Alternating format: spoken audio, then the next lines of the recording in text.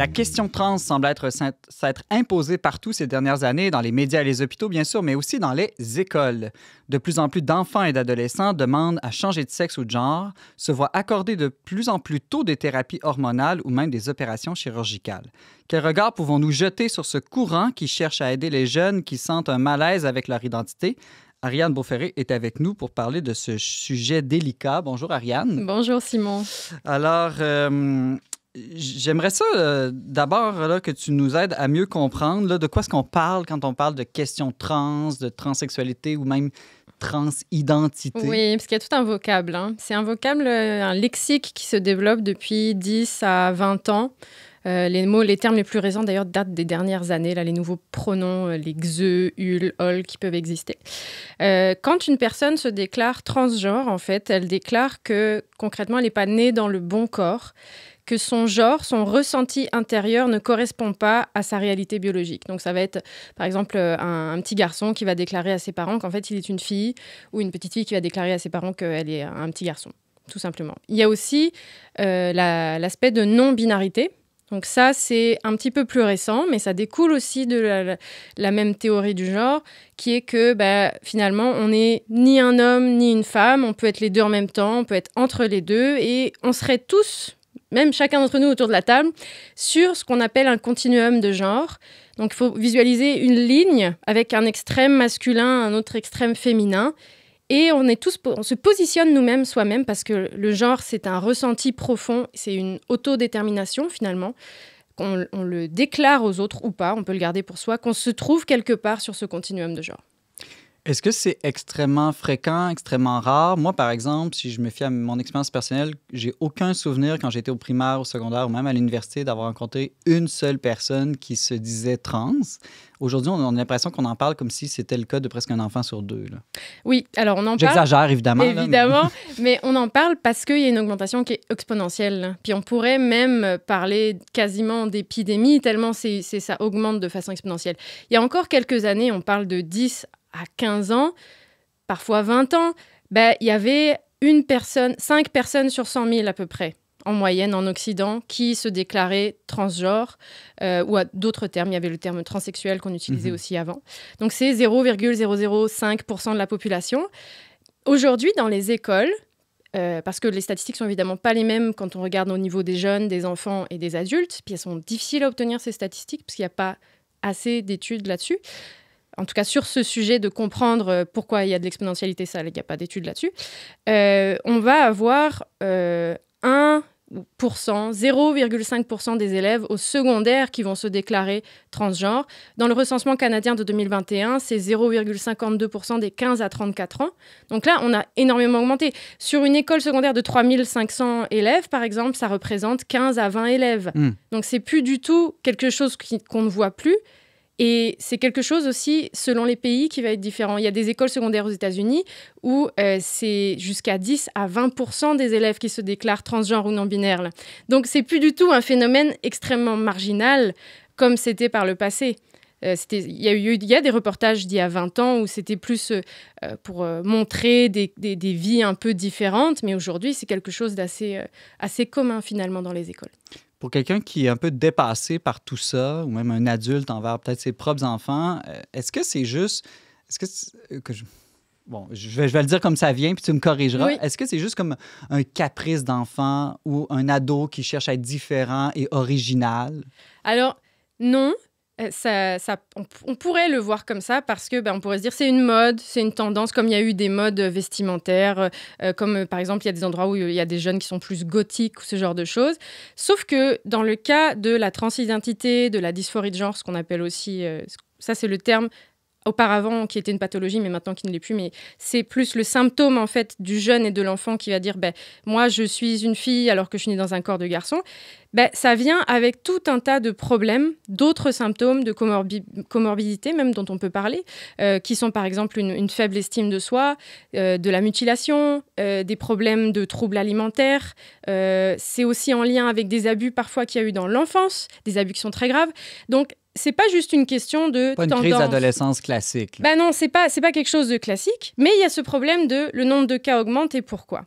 Et souvent, les personnes les experts en tout cas dans le domaine, vont balayer un peu de la main cet aspect que les cas augmentent en disant c'est parce que la population aujourd'hui, elle est moins discriminante, elle est plus accueillante. Alors avant, il y avait autant de personnes transgenres et non-binaires, mais aujourd'hui, on est capable de les accueillir et c'est pour ça qu'on les voit plus. Sauf que cette façon de voir les choses, ça balaye complètement d'autres hypothèses. Donc là, on n'est plus du tout dans le domaine de la science. On est plutôt dans un certain aveuglement idéologique. Parce que s'il y a une augmentation des transgenres et des non-binaires, il peut y avoir aussi d'autres raisons. Il peut y avoir des influences externes. Il peut y avoir une influence culturelle dans les écoles. Il y a aussi l'aspect du militantisme LGBTQ+, qui est beaucoup plus présent qu'avant. Il y a les vidéos sur Internet. Il y a beaucoup de choses, en fait, qui pourraient expliquer le fait qu'aujourd'hui, les jeunes, peut-être, ont des problèmes identitaires, mais on ne se pose pas énormément de questions à savoir pourquoi, finalement. On accueille ces problèmes identitaires, on essaye d'y répondre, et la seule réponse qui est proposée, en tout cas au Québec, en Amérique du Nord, en France un petit peu aussi, aux Pays-Bas, en Angleterre, donc des pays quand même avec une médecine assez développée, c'est la thérapie transaffirmative. Qu'est-ce que c'est? C'est encore un mot plutôt nouveau pour moi. C'est plutôt nouveau, mais le nom est dedans, c'est transaffirmation, c'est l'affirmation de l'identité France, c'est l'affirmation de soi. C'est une idéologie finalement, parce qu'elle se base sur l'idée, et c'est vraiment une idée, c'est même une croyance, c'est pas prouvé, que ce que je ressens, c'est la vérité. Ce que je vis maintenant, c'est la vérité. Ça n'est influencé par rien. Donc mon identité de genre n'est influencée par rien, elle est intérieure totalement, et elle peut changer même. Et donc, c'est ça, et je le déclare aux autres, et je dois m'affirmer pour finalement être heureux. Parce que si je suis malheureux, et si je vais mal, et si je vis de la souffrance, bien sûr, c'est parce qu'il y a cette incongruence, cette incohérence entre mon identité intérieure et mon corps, finalement, et l'image que je renvoie aux autres. Et donc, si je m'affirme, je vais aller mieux. Et pourquoi est-ce que la solution ne serait pas de travailler à changer notre ressenti plutôt que de travailler à changer notre corps? C'est peut-être une question bête, mais je me la pose. C'est peut-être une question bête, mais c'est contraire. Ça voudrait dire que tu nies finalement l'identité. C'est ce que vont te dire les gens. Ils vont te dire, si tu dis ça, tu es transphobe parce que tu nies l'identité intérieure et tu es même violent. Ça, c'est quelque chose qui en revient souvent. On va vous dire, vous êtes violent, vous êtes transphobe parce que finalement, vous voulez que la personne ne soit pas réellement elle-même. Vous voulez la faire rentrer dans une catégorie homme-femme. Vous voulez que son corps, finalement, qu'on voit comme une enveloppe dans cette idéologie-là, une enveloppe qu'on peut changer.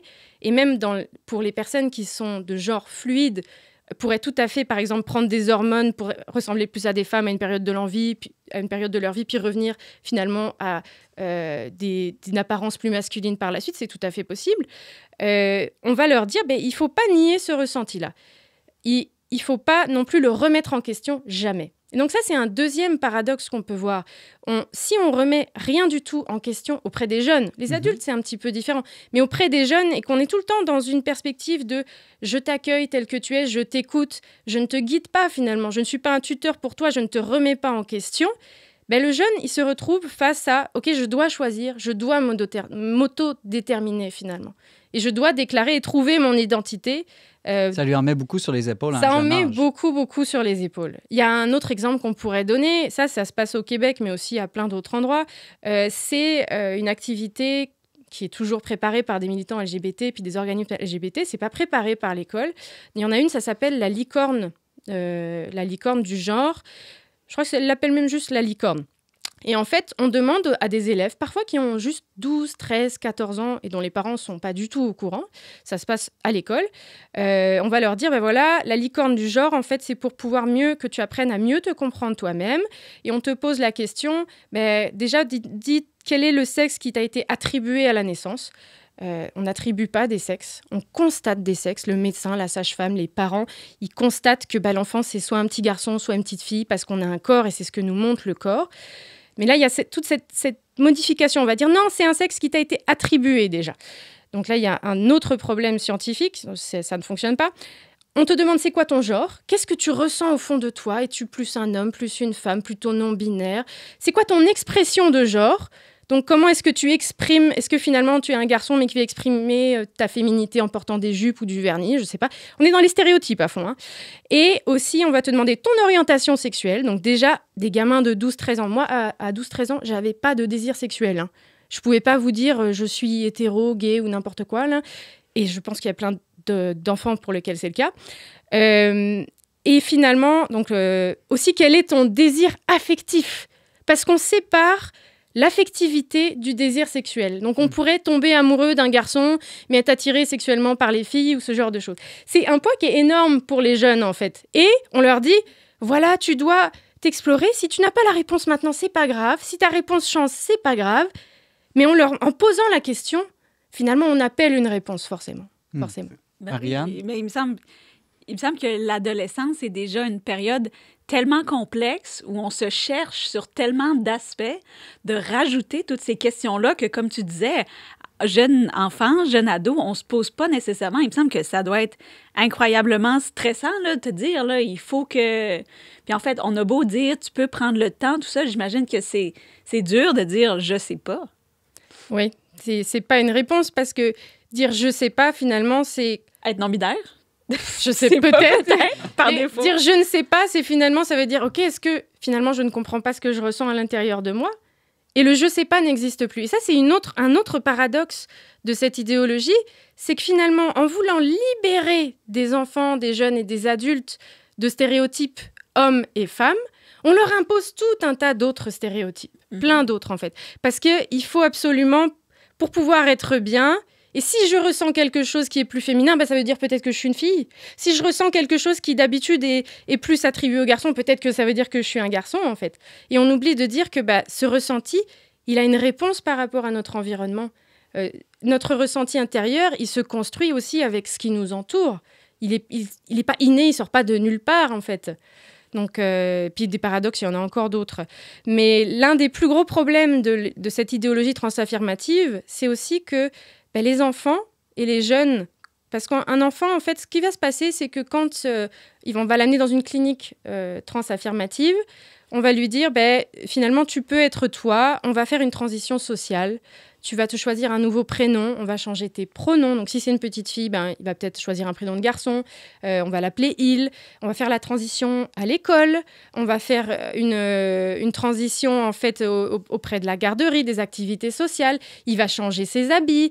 On va mettre un drapeau trans dans sa chambre. On va l'inviter à des activités. Il va y avoir des panels à l'école pour expliquer finalement que cet enfant, il vit des choses différentes et qu'il faut l'accueillir.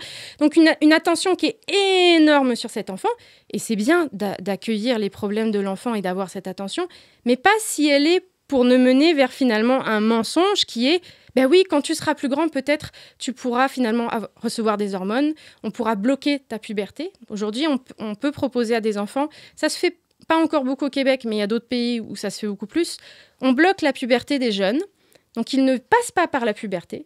Ce qui est contradictoire, il y a notamment des grands chercheurs qui travaillent, puis des grands médecins qui travaillent auprès des personnes trans depuis longtemps. On pourrait citer le docteur Suzanne, j'ai oublié son nom, Bell peut-être. Elle est contre aujourd'hui les bloqueurs de puberté. Pourquoi? Pas parce que la majorité des adolescents, quand ils vivent la puberté de leur corps et qui passent au travers de tous les désarrois que ça implique, finalement, ils se réconcilient avec leur corps.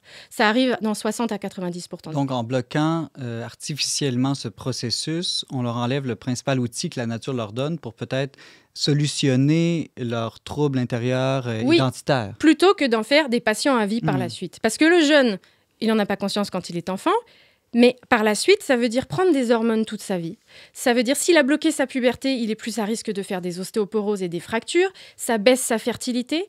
Ça veut dire qu'il va devoir travailler avec des cliniques de procréation médicalement assistées s'il veut pouvoir avoir des enfants. Ça implique des conséquences. Si on prend des hormones toute sa vie aussi, il y a d'autres problèmes. Il y a des problèmes de dépression. Ça augmente les risques cardiovasculaires. Pour des personnes qui avaient un corps qui était sain à la base.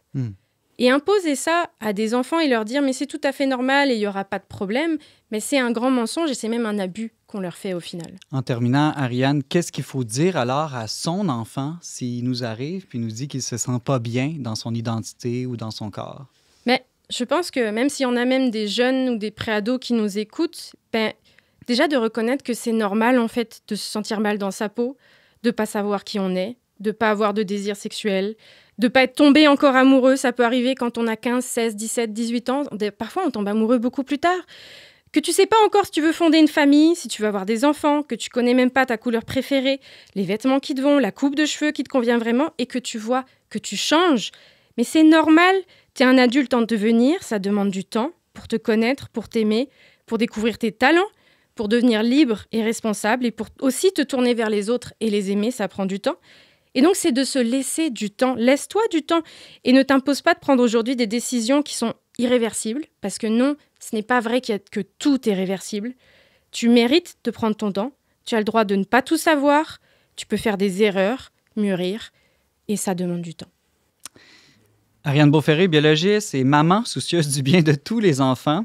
Merci de nous avoir parlé de cet enjeu difficile. Je pense que tu auras une suggestion à la fin pour ceux qui veulent aller plus loin. Oui, tout à fait. Merci, Ariane.